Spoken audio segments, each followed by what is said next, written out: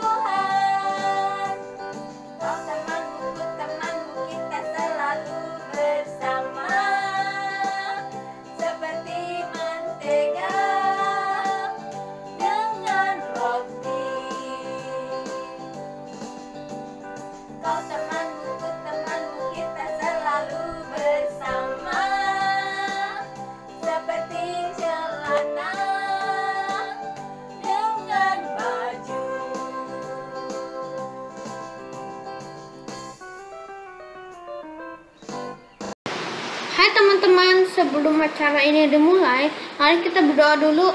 Nama Bapa, Putra, Roh Kudus, amin. Selamat pagi Allah Bapa di surga, terima kasih atas penyertaan-Mu hingga saat ini. Kami dapat berkumpul bersama mengikuti Bina Iman.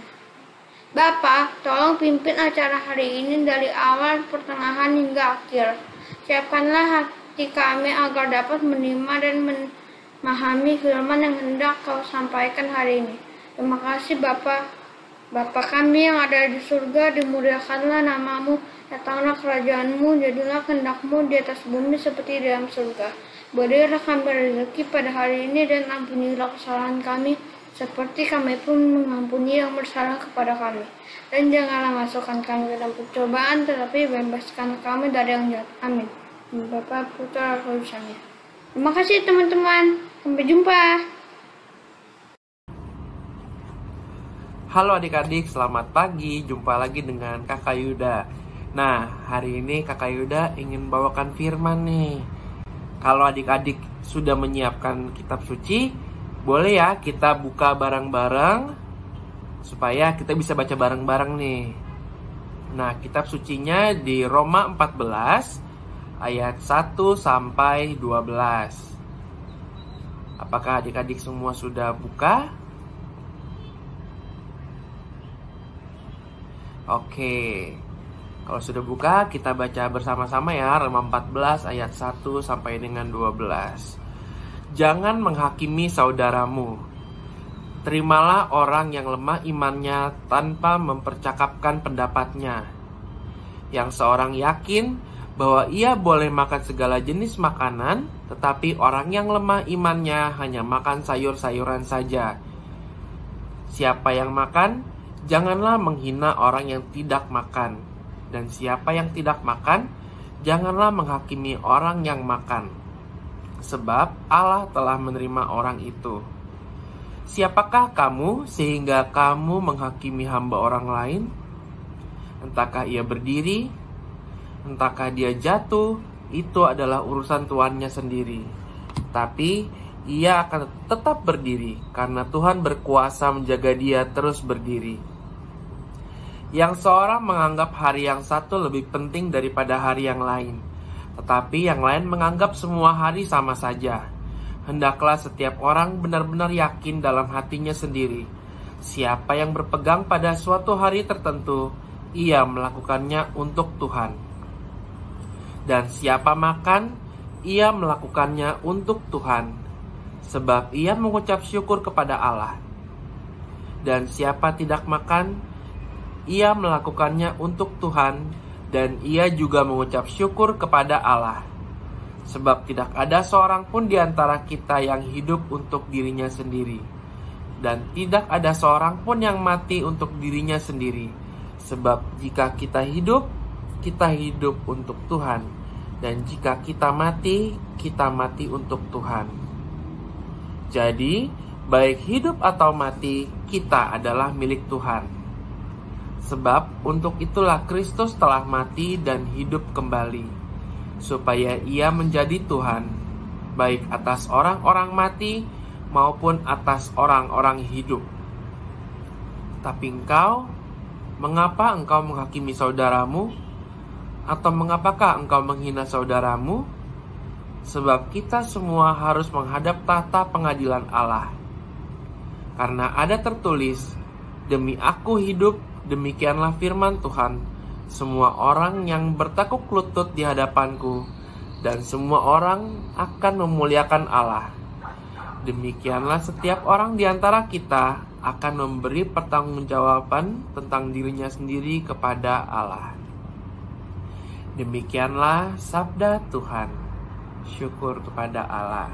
Nah, adik-adik, pesan apa sih yang mau diambil dari firman Tuhan ini? Pesan yang diambil adalah jangan kita menghakimi saudaramu, jangan kita menghakimi orang lain. Misalnya, ketika ada teman yang tidak sharing makanan, terus kita bilang, dia pelit banget sih, padahal belum tentu dia pelit. Bisa jadi memang itu porsi makannya dia. Jadi dia memang sudah cukup segitu. Jadi kalau misalnya kita minta, nanti porsi makannya akan berkurang dan tidak berlebih untuk dia, sehingga nanti dia akan lapar lagi. Atau bisa juga seperti ini, ketika kita minta pendapat orang lain, lalu kita malah, pendapat kamu gak bagus, udahlah gak usah, kayak gitu. Kita tidak boleh menghakimi saudara. Seperti Tuhan Yesus tidak pernah menghakimi kita, tapi kenapa kita harus menghakimi saudara?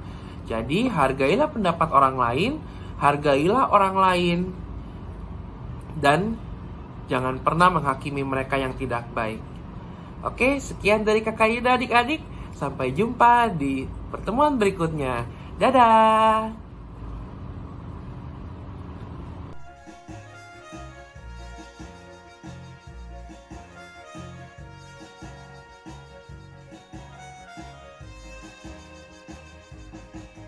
Jagalah hatimu terhadap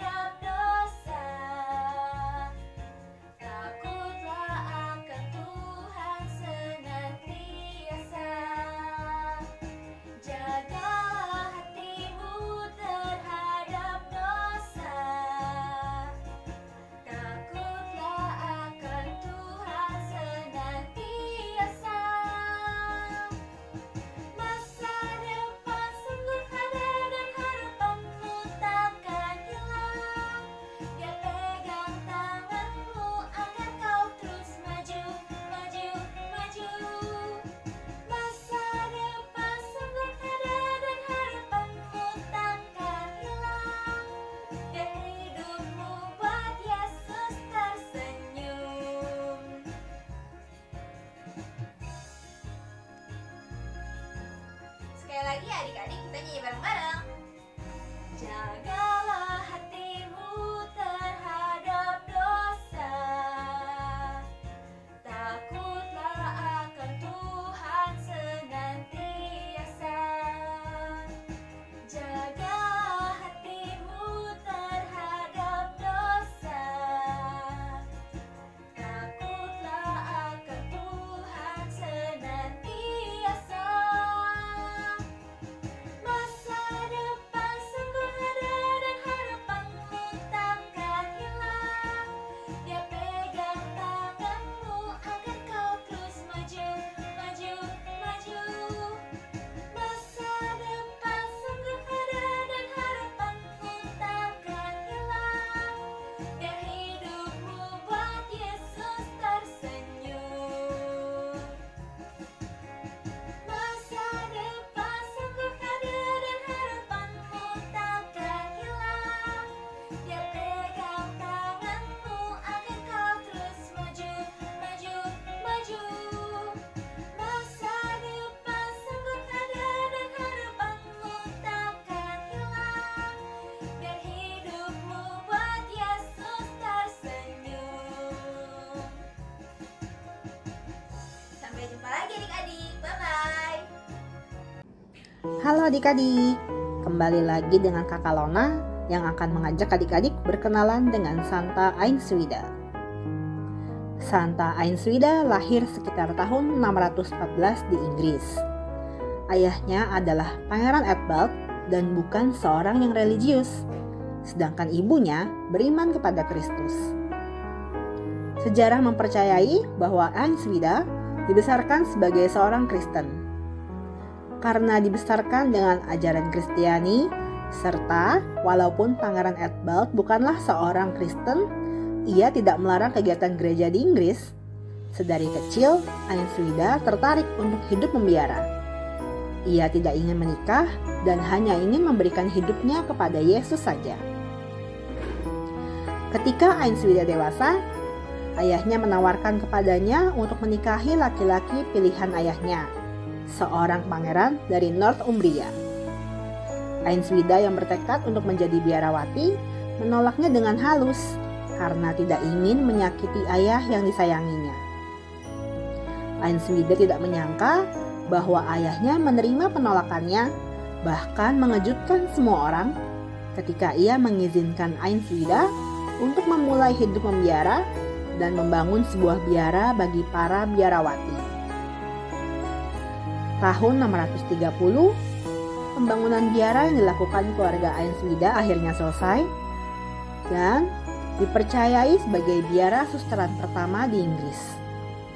Sebagai biarawati, Ainswida hidup sederhana dan menghabiskan sisa hidupnya dalam doa dan mati raga, serta memberi bantuan kepada yang memerlukan. Ainswida meninggal dunia di tahun 640 di usia 26 tahun. Ayahnya juga diketahui meninggal di tahun yang sama. Biara yang dibangunnya sempat dihancurkan kaum Danes. Namun, para biarawan Benediktin mendirikan biara itu lagi pada tahun 1095. Adik-adik, walaupun Ainswida tidak setuju dengan ayahnya ketika diminta untuk menikah, Ainswida tidak serta-merta melawan dan memusuhi ayahnya. Sebaliknya, ia menolak dengan halus dan mengutarakan apa yang menjadi keinginannya dari kecil. Ayo kita belajar dari Santa Ainswida yang menghargai pendapat ayahnya walaupun bertentangan, serta tidak lekas marah jika ada pendapat yang tidak sejalan dengan keinginan kita. Sampai jumpa di kisah Santo-Santa lainnya adik-adik. Bye-bye.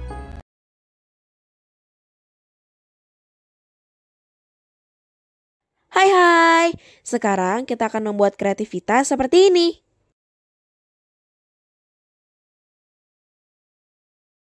Pertama-tama, buat bentuk oval dan buat persegi panjang seperti ini dari kertas origami. Pastikan ukuran persegi panjangnya ini lebih kecil daripada ovalnya ya.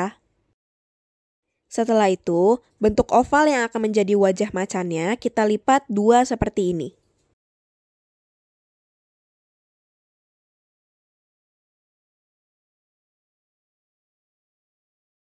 Lalu persegi panjangnya juga dilipat bagi 2.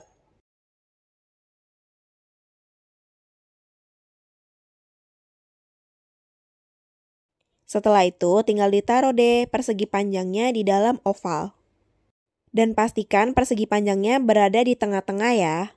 Setelah itu tinggal dilem dan ditempel deh.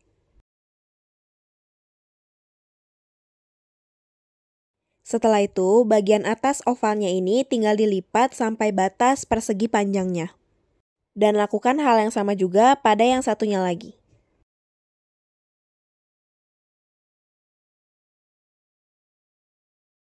Kalau sudah jadi, hasilnya akan seperti ini deh.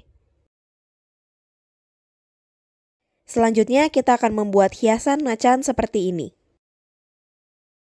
Kita akan membutuhkan kertas putih untuk membuat giginya dan hidungnya, dan origami untuk membuat telinganya. Setelah itu, tinggal ditempel semuanya seperti yang ada di video.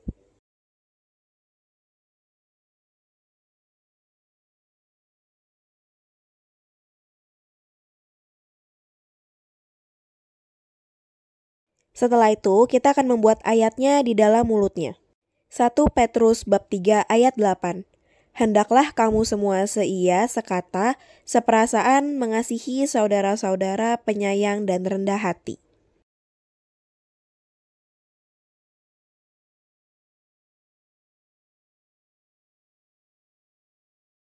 Setelah itu, kalian juga bisa hias corak macannya menggunakan spidol hitam.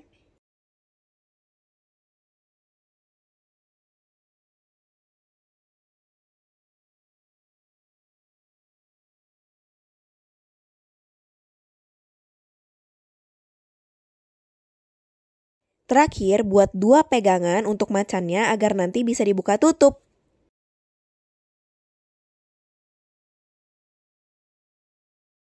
Pegangannya ini kalian tempel di belakang macannya.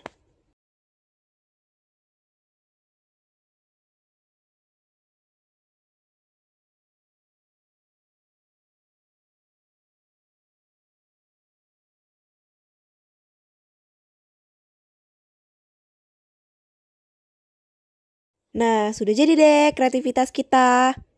Bye-bye! Hai teman-teman, sebelum kita mengakhiri acara hari ini, mari kita berdoa bersama dulu ya. Demi nama Bapa, demi nama Putra, dan demi Roh Kudus. Amin, amin. Allah Bapa di surga, terima kasih untuk penyertaan-Mu sepanjang acara hari ini. Mampukan kami agar dapat menjadi pelaku firman-Mu. Ajar kami untuk terus dapat belajar menghargai sesama, terutama mereka yang tidak memiliki pendapat yang sama. Terima kasih Bapa. Salam Maria, penuh rahmat, Tuhan sertamu. Terpujilah Engkau di antara wanita dan terpujilah buah tubuhmu Yesus. Santa Maria, Bunda Allah, doakanlah kami yang berdosa ini sekarang dan waktu kami mati. Amin. Dalam nama Bapa, Putra, Kudus. Amin. Terima kasih teman-teman. Dadah.